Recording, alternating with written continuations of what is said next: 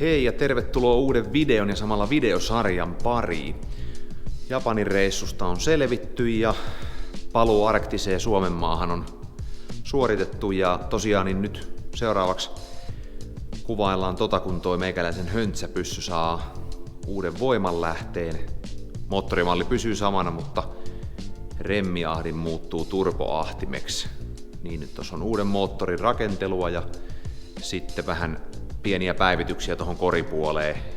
Ei nyt juuri mitään näkyviä, mutta siistitään vähän ja muutetaan muutamia juttuja, niin siitä pitäisi ottaa matsku ja käydään siinä samalla sitten, kun tietysti jotain asioita teetetään muilla ja haetaan muille, niin käydään vähän tässä videosarjan aikana moikkaamassa muita harrastajia, kysymässä kuulumisia heiltä ja tavoite on, että saataisiin keväälle auto kuntoon ja pääsisi sitten kahinoihin radalle rokkaamaan. Mutta pitemmittä puheitta ei muuta kuin auton kimppuun.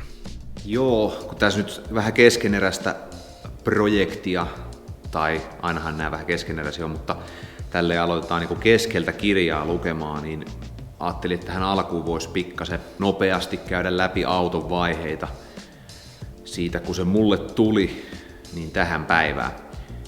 Tässä meillä on nyt ensimmäisessä kuvassa, mikä näkyy, niin auto on kuvattu maaliskuun alussa 2020. Mä ostin sen siis elokuussa 2019. Se oli tuosta vasemmasta etukulmasta vähän kolaroitu, mutta se oli katsastettu ja ajokuntoinen, niin siihen purkuautosta jonkunnäköinen lokasuoja ja vähän kilkati maalia päälle ja ehjää vilkkua ja umpiota ja puskuria. Niin tossa kohtaa se on tuotu talliin ja siitä kohtaa on alkanut toi rakentaminen höntsäkäyttöön. Se oli mulla muutaman kuukauden käyttiksenä silloin, kun ei ollut mitään muuta autoa, mutta tossa kohtaa sitten oli projektin starttivaihe. Ja otin tällaisen sisäkuvan, eli sisältä riivittiin kaikki turha pois. Etuovipahvit jäi ja kojelauta, aurinkolipat silloin. Mutta kaikki turhat johot tuli puukotettua pois ja takapenkin kiinnikkeet ja sitten kaikki lattiamatot sun muut. Että kyllä sieltä kuomukärryllinen tuli kaikkea turhaa sisusta rojua. Halu oli saada se niin kuin mahdollisimman kevyeksi, koska auto ei kuitenkaan tossa kohtaa varsinkaan ollut mitenkään kovin tehokas, niin kaikki ylimääräinen vaan pois siitä. Ja kevennyksen lisäksi niin tuli etualatukivarsi ja takakelkan isoihin pusliin tuli Strongflexin nämä poluuretaanimalliset ja sitten pakoputki tuli tehtyä vähän paremmin virtaava, mutta että pieniä muutoksia alustaan ja konehuoneeseen tuli silloin vähän isommat suuttimet ja peltipakosarja ja tällaisia hyvin pieniä juttuja. Tossa on nyt sit valmis tulos, toi on niin kuin ensimmäinen versio. Facelifti-helmat ja puskurit. Sitten oli Vapkaraken niin jouset ja iskarit heidän idealla tehty ja sitten vanteena oli tuollaiset 16-tuumaiset Pemarin AC-snitzerit. Ja alkuperäisen värillä maalattu nuo puskurit ja helmat. Taisi olla ihan spraymaalia millä tein, että kunhan sai suht siedettävän näköiseksi ja matalaksi auton. Käytiin Tykkimäellä ajamassa, tää oli kesäkuuta 2020, ensimmäiset ratapäivät, sato vettä. Tohon aikaan ei ollut vielä anglekittiikään, ei ollut Vapkarakelta sellaista vielä tehtykään, niin vakio etupää, 15-tuumaiset takavanteet ja en muista, saattoi olla vielä vakio perävälityskin, niin se oli sellaista kakkosella spinnailua koko ratapäivää. Että ensimmäinen kerta on aina ensimmäinen kerta.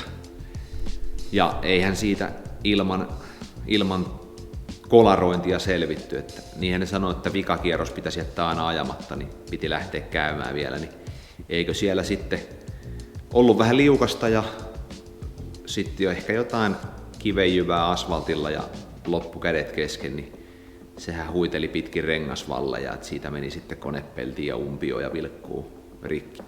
Ajaja, omistaja, kolaroija näkyy tuollaisella vähän väkinäisellä ilmeellä, mutta jäipähän tuokin mieleen ekasta ratapäivästä. Pikkuset rymistelyt siihen paikkaan. Ja kauden päätös oli Ghanassa lokakuussa 2020. Tuossa kohtaa on jo rytyt korjattu ja J.P. Junnila oli ottanut ihan hyvän otoksen. Siinä on kaikki pelissä, mitä vanha huohottava moottori ja vakio etupää ja minun ajotaidot antoivat myöten. Mutta hieno kuva, hieno syksyinen otos. No sitten off-season 20-21. Tossa kohtaa on jo purettu kaikki joutava pois. Kolhitut osat pois, huonot osat pois. Tossa auto on lähdössä turvakaaripajalle. Vanha työkaveri teki tuohon turvakaaret ja siinä oli pikkuvalmistelut sitä varten ja oli ajatus, että autoon tulee ruostekorjauksia, turvakaaret ja sitten uusi väri. Ja tossa on sitten jo turvakaaret oviputkia lukuun ottamatta tehtynä ja vähän kaarien rullailua ja tossa kohtaa sitten jo tuli Vapkaraken V1 anglekittikin ja anglekitti tuli siihen ja turvakaaret ja tosiaan niin kuin näkyy missä on vaaleita kohtia niin ruosteita torjuttiin ja niitähän löytyi. Tossa on auto kaaritettuna, peltityöt tehtynä ja maalaamo on lähdössä. Yksi tuttu sen Kausalassa maalaili, niin siinä oli tosiaan peltivalmistelut ja ne sisältä ja päältä tuli uusi väriauto pintaan. Ja siinä ollaan, tää on huhtikuuta 2021, kun käytiin auto hakemassa ja siihen tuli tollanen RAL-värikartasta RAL 4004 on värikoodi. Claret Violet nimellä ja tosiaan Beikeksi piti auto tulla, mutta ihan varmaan päivää kahta ennen kuin maalit tilattiin, niin päätin, että ei perhana, että tehdäänkin tollanen violetti. Ja silloin se tuntui radikaalilta ja se ei saanut oikein lähipiirissäkään kannatusta, mutta ihan hyvä siitä tuli. Ihan hyvä siitä. Tossa on alkanut löytyä jo kojelaudat ja sifterit ja muut mökkiin ja rakentelin tuollaisesta jyvälevystä sinne sitten rallilattiat, kun Mersussa se alkuperäinen lattia on tosi epätasainen, niin nuo oli ihan tyylikkään näköiset ja sitten eipä tule mitään ihmeellistä tanssia jaloille siellä omien epämuotoisten lattioiden kanssa. Siinä oli se auto sitten katsastuksessa käyneenä ja kasattuna, maalattuna. Siihen tuli Donald Trump-mallin takaluukkukin ja sai tuollaisen motorpyörärekkarin siihen ja polykarbonaatti-ikkunat tuli taakse ja tossa vaiheessa olin sitten ostanut itselleni synttärilahjaksi tuollaiset Working Meister S1R, niin kokonaisuus oli minusta oikein siistin näköinen pyssy kauden 21 koitoksiin. Tossa vielä keväältä 2021 etukulmasta kuva. Tuli Option Driftin toi tuulilasitarra ja sitten tosiaan tähän muodonmuutokseen sisältyi noin facelifti, väyrysen vilkulliset peilit, niin sai sitten lokarivilkut kokonaan pois. Mä itse tykkään noista. Ne on tuollaiset pyöreämmän muotoiset ja on tuollainen kiva kikka, mitä moni ei edes huomaa. Ja avarimaski. Tuossa kohtaa ajattelin silloin, että mustat listat on jees. Toi vähän tuollaista kontrastia tohon, mutta toi oli nyt tosiaan ensimmäistä kertaa, kun auto ei näyttänyt ihan roskapöntöltä. Tossa käytiin, se oli 21 ehkä toukokuuta. Oli Tykkimäellä ajopäivät, niin tää oli kuitenkin ensimmäinen ajopäivä tolla. Ja muistan vieläkin sen, kun lähti ekalle kunnon kierrokselle, kun oli toi V1 anglekitti, niin tuntui, että vitsi, tätä autoa voi ajaa niinku ihan kylkielä. Se oli kyllä se on ehdottomasti niinku paras upgrade, mitä tuohon autoon on niinku tullut. Et se on level up ollut todellakin, kun vakio etupään vaihto tollaiseen muokattuun. Että tästä niinku iso käsi Anderssonin Janille, että on jaksanut ideoida ja kokkailla tollasen. Toi on ihan Siis toi on ihan must-juttu, jos 202 tai 208 tekee höntsää, niin ehdottomasti tollanen täytyy olla. Tää oli ekoilta Matsureilta, 2021 Pesämäellä Makosa Matsureilta, ja tuossa ajettiin jotain vanhaa semisliksiä. Niin tietysti paljon on kuvaajastakin kiinni, että siitä saatiin ton näköinen, mutta tää on jotenkin yksi mun lempparikuvista. Tää on tosi sellainen niin kuin aggressiivisen näköinen ajopätkä. Ja muistan vielä, kun kesäloma alkoi, hieno keli, taisin laittaa kun Facebookiin tämän kuvan, että läksin juuri kesälomalle. Tää on ton Rajalan Juuson vaimon Roosan ottama kuva, ja tää on yksi mun lempparikuvista. Tää on hyvän mielen kuva. Tätä on höntsä. Ja kausi päättyi 2021 Kaiteeseen Kaanaassa. Se ei näy tossa, mutta meni puskuria ja takavaloa paskaksi tuolta vasemmalta puolelta. Spinnasin ja perseellä Kaiteeseen. Paukusta huolimatta niin ei mennyt kuin takavalo ja pakoputki länää. Mutta takavalot oli noin ulon kirkkaat ja vitsi, että kesti kauan 3-4 vuotta ennen kuin löysin vasemman valon siihen. Ja ne on nykyään niin järjettömän kalliita ja paha löytää, niin ne on jäänyt kyllä ihan jäätelöhakureissulle nuo kirkkaat valot. Ei ole oikein saatavuutta, kun pyydetään 300-500 euroa pari, niin ei riitä meikäläisen kohouni sit pitämään noita tuollaisessa autossa, mikä saattaa joskus hivotella muihin. Ihan kiva ratapäivä, en ole sen jälkeen Kaanaas käynyt ajamassa. Voisi tulevalla kaudella koittaa käydä sitäkin rataa taas ajamassa. Aika monta vuotta on mennyt, vaikka ei sekä nyt ole kuin tuossa parin tunnin ajomatkan päässä. Ihan. Muistan myös, että ratapäivällä oli niin paljon autoja, että taas mennä pisimmillään 3 varttiakin, että sai jonotettua 10 autoa, ajatettiin samaan aikaan. Ja siellä päivillä oli varmaan 7-80 autoa. Niin se oli vähän sellaista odottelua, mutta laji voi hyviä harrastajia riittää. No sen jälkeen päivityksiä oli toisaalta näkyviä, toisaalta pienempiä. 2 kesää mä ajoin sillä alkuperäisellä moottorilla, mikä autos oli ostaessa.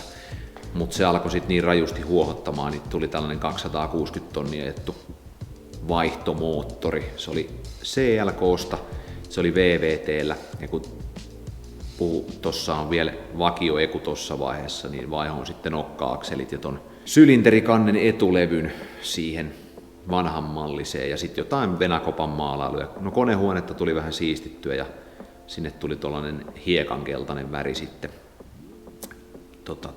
Ettei se ollut niin rupisen näköinen, kun se oli sellainen vanha sininen ja vähän ruostekorjattu ja kauhtunut, niin meikkailin sitä sitten vähän siistimpää kuntoon. Ei siinä nyt oikeastaan sinä talvena ei muuta ollut. Peräkontin maalasin sisäpuolelta kanssa.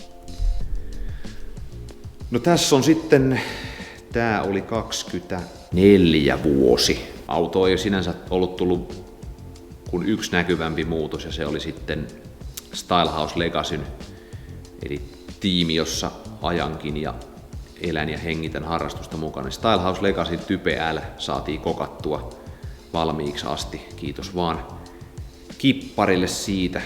Se oli meidän idea ja Jani sen sitten toteutti. Tyylikkään näköinen siitä tuli ja tää on CDL:n Big Meatistä otettu kuva. Ja tosiaan niin tää oli 24 vuoden setti, kun oli mustat listat vielä, että tuossa pohjustin aikaisemmin mainitakseni, niin nyt kun 25 kaudelle tuli pientä freesausta autoon, niin noi puskurit ja sitten listat tuli myös korin väriin. Tää oli vielä 24 Makosan Matsureilta Lardelli Robini ottava otos, kun tornirataa ajetaan. Eipä siinä mitään. Käytiin siellä luistattelemassa ja kivaa oli. Tässä on yksi harvoista otetuista kuvista vuodelta 2025. Tää on myös Makosan Matsureilta. Vilkku lenti jonnekin enkä löytänyt enää, mutta se oli sen 8 euron rahallinen tappio, kun sen tonne jonnekin pellolle hävitti. Mutta tässä tosiaan on nyt sitten koripäreet on kokonaan auton väriset ja 24 syksyllä kävi Mersuliigassa. Pikkuinen yhteen törmäys ja meni molemmat kyljet kasaan, niin siihen vaihtui silloin vähän ovea ja niin joutui sitten maalauttamaan osia ja oikomaan korjaamaan. Niin Ei tosiaan oikein muita kuvia 25 kesältä ole sit ajais kun toi. Jotain tykkimäki-otoksia saattaa olla, mutta tässä tää nyt oli niin sanotusti paraatikunnossa. Ja tossa on 25 elokuulta Lahden satamasta CDLC järkkäs Fitted Festin, niin ajattelin, että ilmoitanpas peltoauton sinne. Ja tää on Emilin ottama kuva ja tää on ehkä sellainen minun mielestä tämän 25 vuoden, tai nythän voidaan puhua menneen 25 vuoden lemppariotoksista. Tää on hienosti otettu kuva ja noi ihmiset ja miljöötös taustalla ja auto näyttää hyvältä. Hyvän näköinen kuva hyvän näköisestä autosta. Joo, siinä oli oikeastaan nyt tällainen pieni esipuhe nopeasti auton vaiheesta tähän päivään. Et nyt sitten tekniikkapäivitykset ja muut hoituu videon välityksellä. Ja onhan tässä nyt ihmiset, ketkä minua ja lajia seuraa, niin on tiennyt tämän auton, mutta halusin tälleen jotenkin kertoa ja selittää. En tiedä oliko nopeasti, mutta kuitenkin melko lyhyesti, että mistä mihin on tultu. Kuvaillaan tällainen pienimuotoinen esittely. Eihän keskeneräistä saisi oikein paljon kuvailla ja eihän tässä nyt ihan koko touhusta päästä syvälle peliin, mutta tällainen tämä nyt on tässä vaiheessa. Elikkä sieltähän on omenapuristin ja vanha Vapkaraken remmipakosarja on lähtenyt uusille omistajille ja siinä on vaan siirron puolesta tollanen valusetti jostain purkuraadosta paikallaan. Ja konetila kokee tietysti muutoksia ahtimen myötä. Se katsotaan sitten miten paisarit ja muut asettuu, kun saadaan toi pakosarja sinne hollilleen ja näillä näkymin kuuleri muuttuu ja se siirtyy alemmas ja sitten tohon kuulerin yläpuolelle tulee öljyjäähdytin. Ja en rupea nyt liikaa miettimään, yleensä kun mä oon suunnitellut vähän jotain etukäteen, niin tosiasia on, että kaikki on muuttunut siitä suunnitelmasta, mutta konetila siis näyttää tällä hetkellä tällaiselta. Tulee kokemaan muutoksia, ei mitään järisyttäviä. Eturipustuksen puoli. Täällä on kompuran ihan vakaajat ja jarrut, ne on kaikki huollettu, kunnostettu ja on vähän brempolaista jarrupalaa. Ja täällä on Voikkaan V3.2 eli 25 milliä pidemmät alatukivarret ja sit on droppiolat, josta on myös tää pystyosa on muokattu, koska auto on matala. Ja jarrut on tosiaan vakiot, mutta kunnostettu.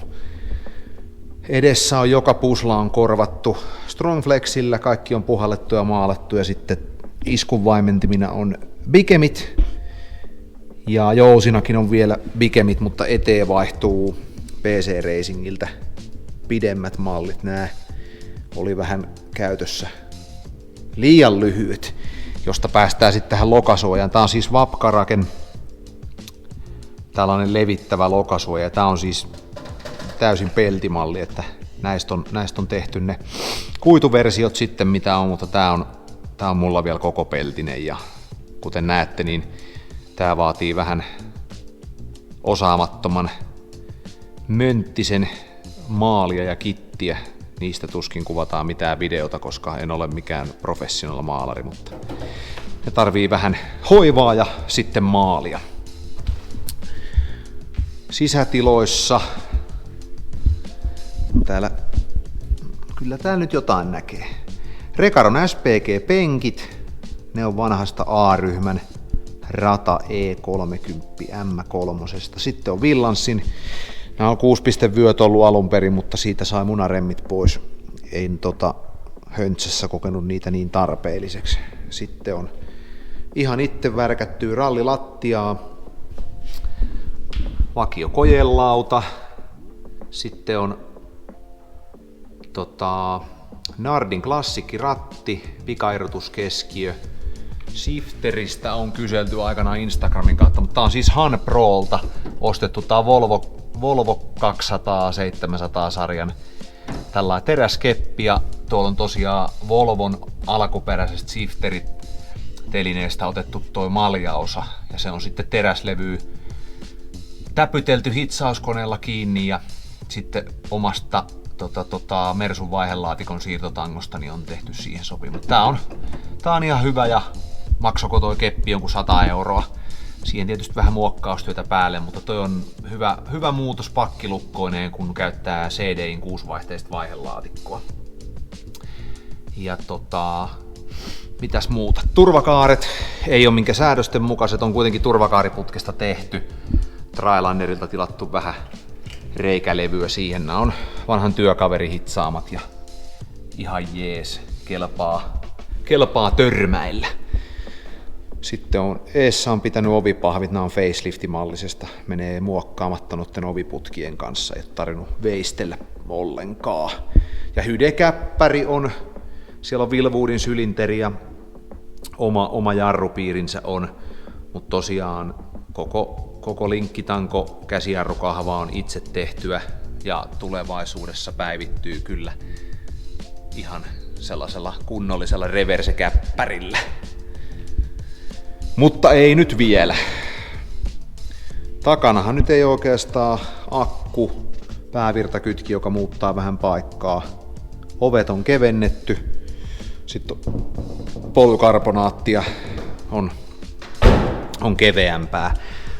Taakke kun mennään, täällä on sitten 290 Väyrysen takajarrulevyt, sitten on ykkössarjalaisen 240 Volvon nelimäntäsatulat ja syy miksi näitä käytetään on se, että tässä on käyttöjarrulle oma piiri ja nyt sille hydraalikäsijarrulle oma piiri, niin sulla on vähän niin kuin tuplasatulat, mutta samassa.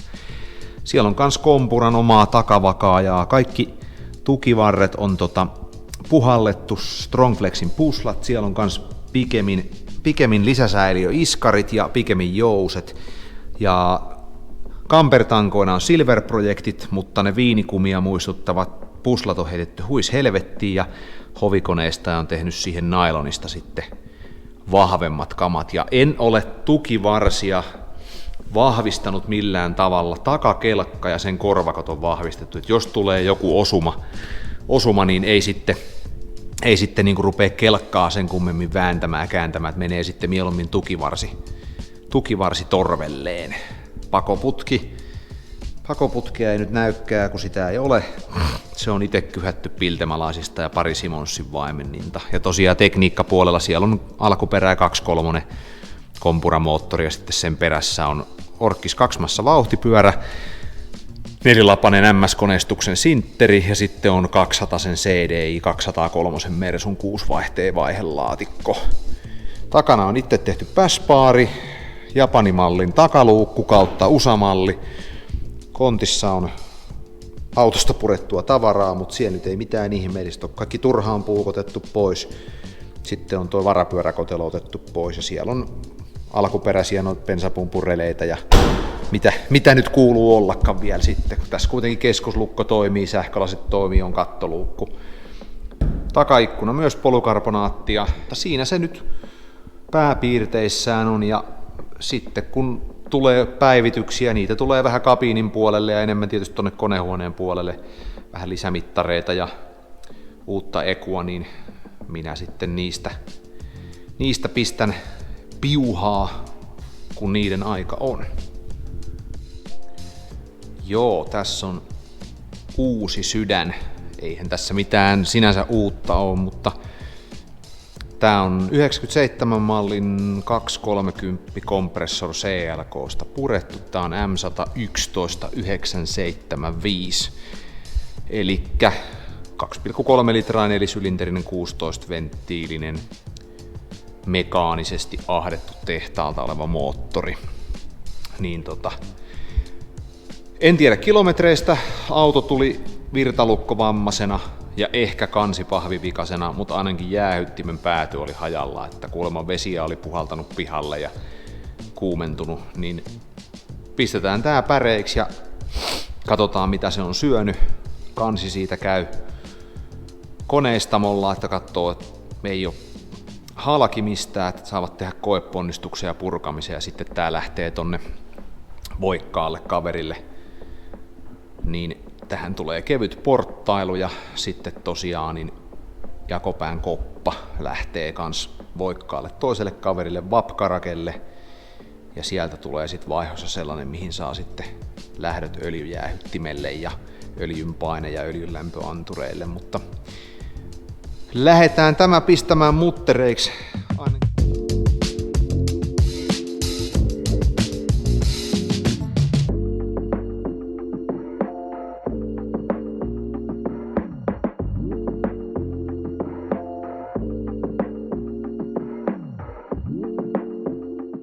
No joo, nyt olisi moottori purettu ja osittain, eli siitä nyt lähti toi kansi ja jakopään koppa ja öljypohja pois.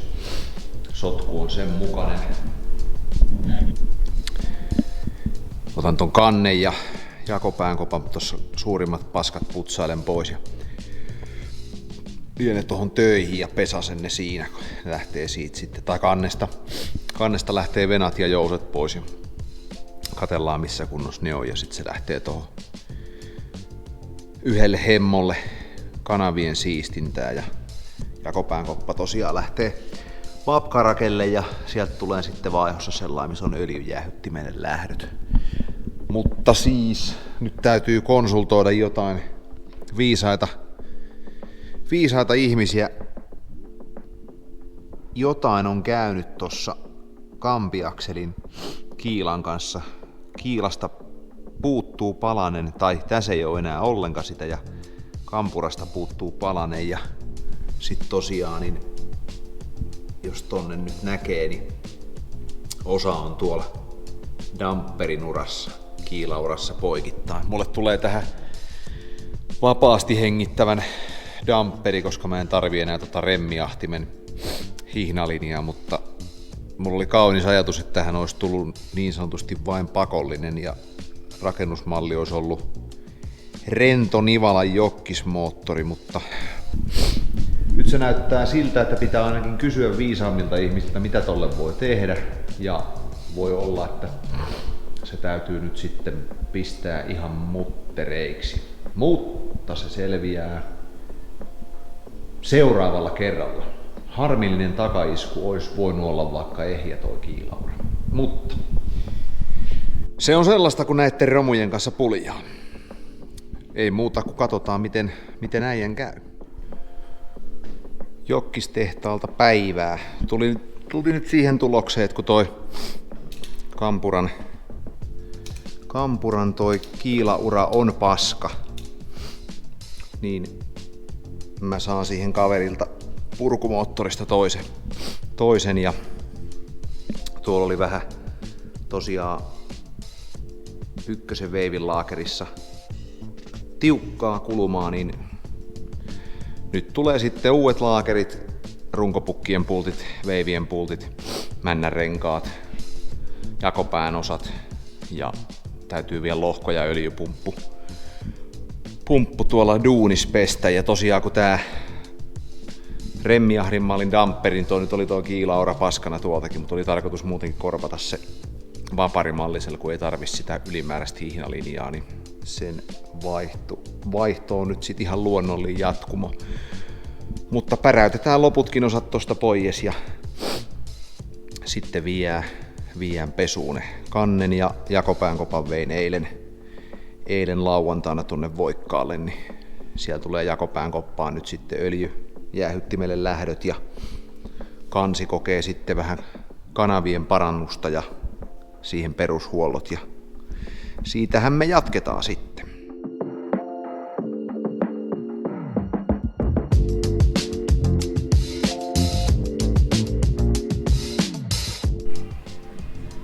Joo, nyt olisi toi lohko purettu.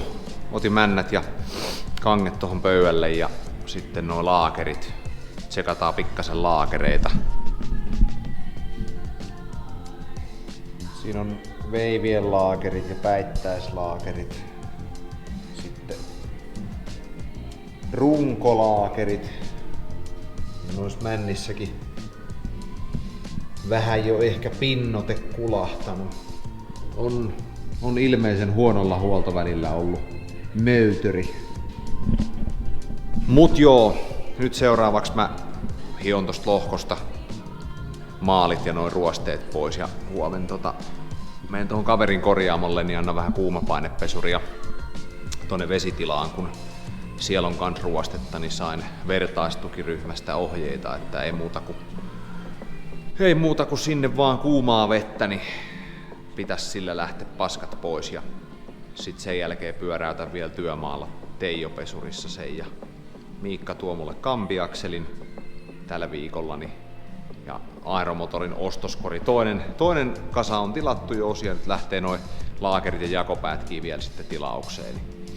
Painetaan tilausnappia ja sitten kun saadaan tähän, niin pistetään kasaa päin. Mut joo, tästä nyt tuli tällainen aika laaja remontti mokomalle moottorille, kun se sen verran paskaa oli, mutta se on välillä tämmöistä. Kyllä nyt kannattaa laittaa, eikä nyt ihan mahdottomia maksanut, niin voisit todeta, että on ainakin yritetty korjata ja tehdä jotain. Mutta minäpä ryhdyn hiomishommiin, siitä en kuvaa mitään. Kaikki on sellaista nähnyt ja jos ei ole nähnyt, niin katso YouTubesta jonkun muun kanavalta. Hei, taas on jotain puuhailtu.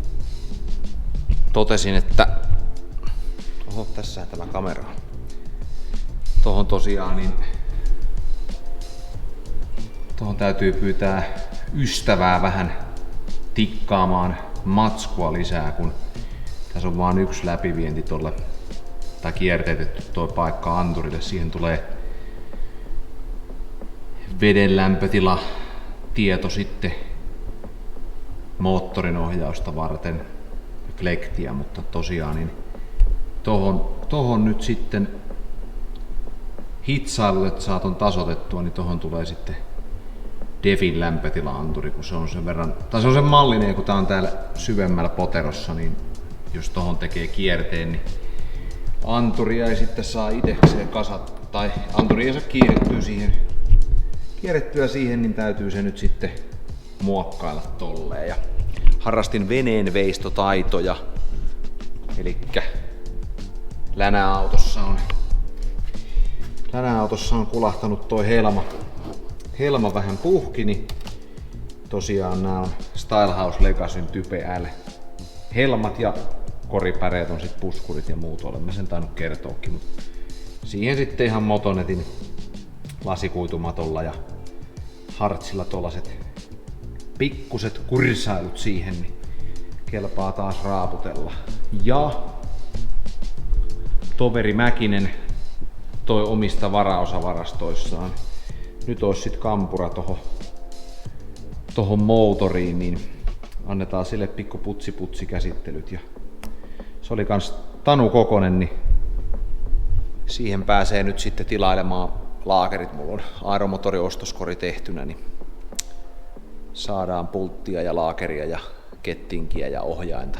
Tuolla männet ja veivit kävi torrentipesuris ja samoin öljypumppuja. Tuolla on noita vanhoja osia nyt oottamassa, mutta tilataan lisää osia sit kun ne tulee tontille, niin päästään kasailemaan. Saadaan moottori kasaan ja ehkä joskus jopa autoon keulille. Mutta jatkamme harjoituksia täällä verstas-olosuhteissa. Joo, puuhailtu on taas pikkasen jotain. Tossa aloittelin mäntien putsailuun. Kansiukoltakin tuli viestiä, että kansi on tehty ja oli sitten pirun karstanen, niin venttiilit kuin palotilatkin. Ja kyllähän männätkin oli aika karuskunnossa. Tossa on nyt yhdessä on välit putsattu ja sitten ton lain kanssa putsaili ja noin venttiilitaskut. Et ihan CRC:tä ja sitten teräsvillaa ja 400 paperilla ja vanhoilla männänrenkoilla kaivelin noita suurimpia köntsiä pois tuolta, mutta siinä on nyt yksi tehtynä ja sitten 3 vielä jäljellä, mutta ne sitten seuraavalla hetkellä. Ja en tällä lähempää kuvaa noita lokarien kittailuja, kun täältä voi katsoa joku oikea maalarikin ja Jos haluatte jotain oikeita maalaustipsejä ja maalausta, niin ottakaa Hakalan Niilon tili seurantaa. Hän on oikea maalari, minä en. Ja moottori on saanut toiselle puolelle uuden maalin, koska hankintapäällikkö on ollut pikkasen laiskana, niin maalihan loppu kesken, mutta nyt on puoli moottoria maalattu. Käydään kaupassa ja ostetaan lisää. Ja puolesvälissä tätä viikkoa nyt eletään sunnuntaita 25. päivä. Niin puolessa viikkoa lähti loput osat tilailuun moottori, eli ensi viikolla pitäisi ruveta tipahtelemaan sit loputkin osat, olisi laakerit ja männän renkaat ja jakopään osat tuohon moottoriin, niin. Ja ensi viikon loppupuolella pitäisi olla kansikin sitten täysin tehtynä. Siihen tulee nyt custom-venttiilijouset Vapkaraken kautta jämerämmät ja tosiaan se kävi Vartialan Tuomaksella tuomassa siisti kanavat siitä ja sitten läppäsventtiilit ja se on nyt ihan hyvä. Se oli yhden kanavan tehnyt valmiiksi ja sitten kävi virtauspenkissä, niin oli siinä 40 hepan nousu ollut virtauksissa, niin hyvän oloinen resepti oli ja nyt sitten Janin kautta tulee Vapkarakelle venajouset paikalleen ja sitten siinä yksi häiskä pyyhkäisee tasopinnan siitä ja sitten kansi olisi ready to go. Mut joo, moottorihommilla jatketaan ja tehdään täytehommina noit lokareitten kittauksia ja sitten kun ne on kitattu, niin mä menen tohon raskorille ja pyyhkäsen niihin tietämättömyyden ja kokemattomuuden suomalla varmuudella maalit niskaa ja ne saa sitten olla siinä. Mutta tällaista tällä hetkellä ja kyllähän tää kasaa päin menee. Vois sanoa, että kohta päästään niinku räikkää kääntää kiinni päinkin, vaikka hommaa vielä on, mutta ei päästetä nyt kevättä toivottavasti yllättämään. Nyt kun mä sanon tän, niin voi tulla jotain, mutta lähtökohdat on tällä kertaa hyvät, että minä yllätän kevään eikä kevät minua. Mutta joo, kun auto ei näyttänyt ihan roskapöntöltä.